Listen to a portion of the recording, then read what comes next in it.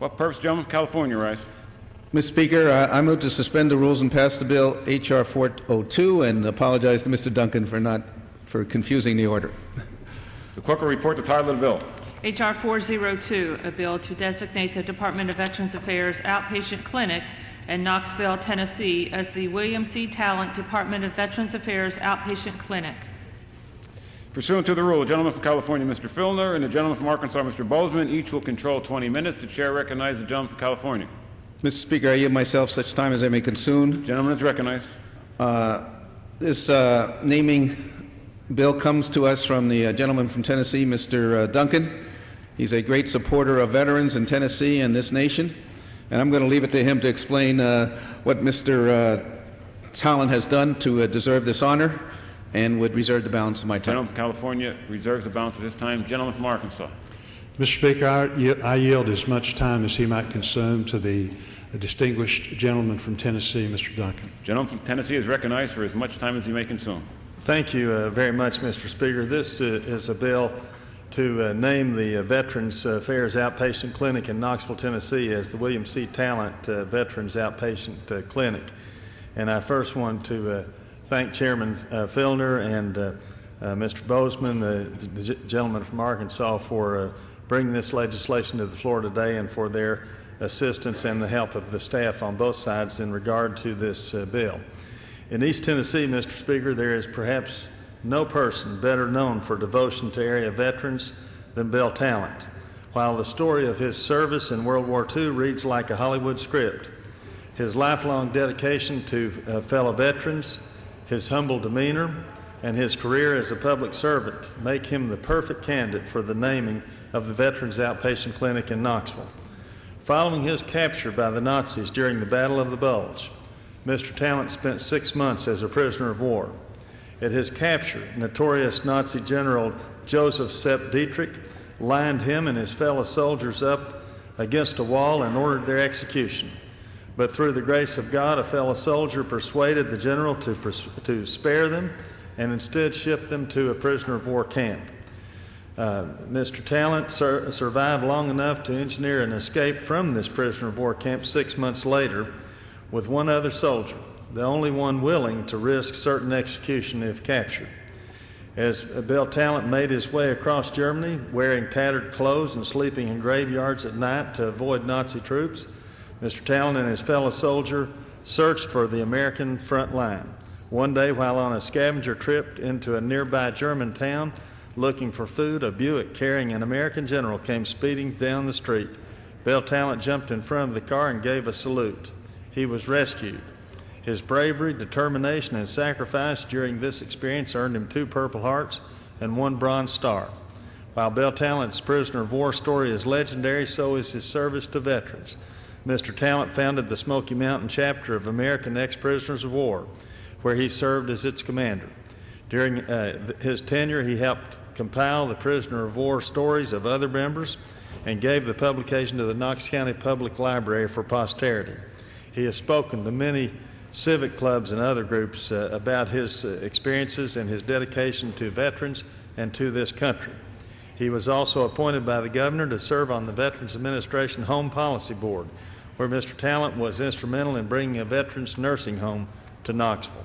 Bill Tallent's lifelong service to veterans also includes serving as commander of the Military Order of the Purple Heart, Chapter 356, member of the Veterans of Foreign Wars, Chapter 173, and member of the Disabled American Veterans, Chapter 26. In addition to his service to veterans, Mr. Tallent devoted his professional career to the public good, serving as Knox County Commissioner of Finance from 1953 to 1980, being re-elected to that position several times.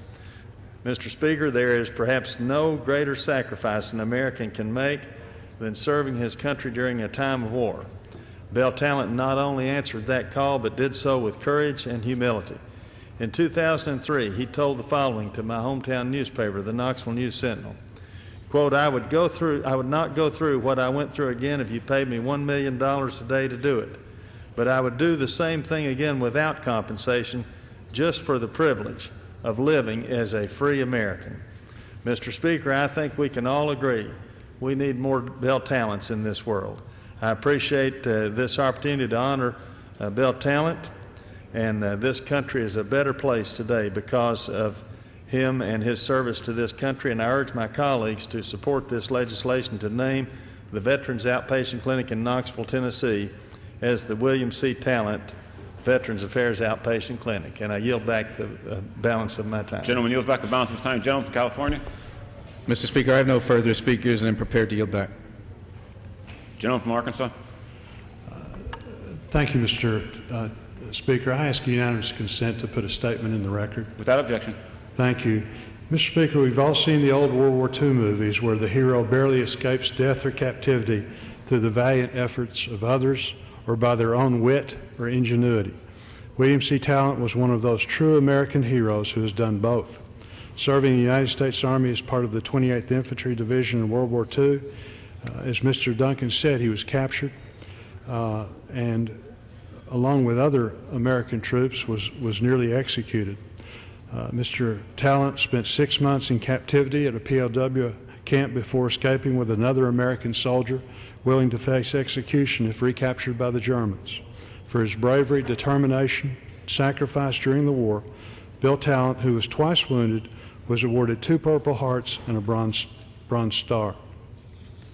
Naming the VA Outpatient Clinic in Knoxville, Tennessee as the William C. Tallent Department of Veterans Affairs Outpatient Clinic is a fitting tribute to a great public servant, veteran, and service member.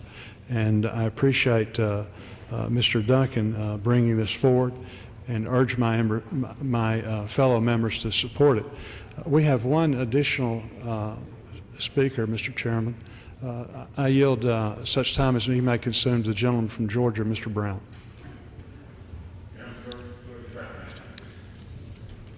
I thank the gentleman for yielding. I rise in support of this bill, and I agree with my good friend Jimmy Duncan from Tennessee. We need more people in this country serving this nation. As I spoke earlier, I think we're doing a tremendous disservice to our veterans in this country by not fulfilling the promises that we've made to them. And the way that we can get more people into the military, the way we can get more folks, good people who will be willing to serve our nation is to be able to fulfill the promises that we give them on enlistment or on commissioning. And we're not doing that, Mr. Speaker. We're not fulfilling those promises. We're not giving those people the kind of health care that they so desperately need. And we're certainly not helping their spouses because we're not giving them the health care financing that they need either. So, Mr. Speaker, I rise today not only in support of this bill to name this facility in Knoxville after this hero, but we have to remember the heroes that are in Iraq and Afghanistan today. Those heroes that I see at the VA hospital in Augusta, Georgia, Charlie Norwood VA Medical Center. Those heroes I see at the Eisenhower Medical Center in Fort Gordon, Georgia. Those heroes that have lost a leg or an arm. Those heroes who want to go back to their units in theater to continue the fight for our freedom. We cannot turn our back upon those heroes, just like we cannot turn our back upon the past heroes. Mr. Speaker, I think it's a travesty the way this government has treated our veterans. We're not doing them right. It verges on criminal because we have broken our promises, and we need to fulfill those promises. And I'll do everything I can as a member of Congress, supporting the veterans in my 10th Congressional District in Georgia. As a physician, I understand their medical needs. I'll do everything I can as a congressman from the 10th Congressional Georgia to make sure that our veterans have all of the promises made to them fulfilled. This government has broken promises, continues to break promises, and it's got to stop. And I'll do everything I can to fulfill those promises. I thank the gentleman for yielding, and I yield back. Gentleman yields back the balance of his time. Gentleman from Arkansas. I would, before yielding back, I would just like again to thank the gentleman from Tennessee, Mr. Duncan, for bringing forward this really very nice and very timely recognition of Mr. Tallent. I urge all of my colleagues to support this bill, and with that I yield back the balance of my time. Gentleman from Arkansas yields back the balance of his time. Gentleman from California. Mr. Speaker, I ask the members to consent to only legislative days in which to revise and extend their remarks and include extraneous material on H.R. 402. Without objection.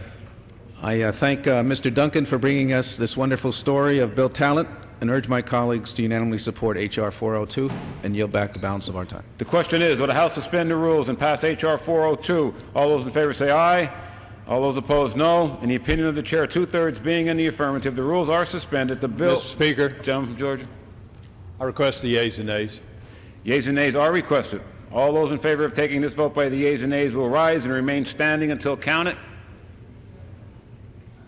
Sufficient number having arisen, the yeas and nays are ordered pursuant to Clause 8 of Rule 20, and the chair's prior announcement. Further proceedings on this motion will be postponed.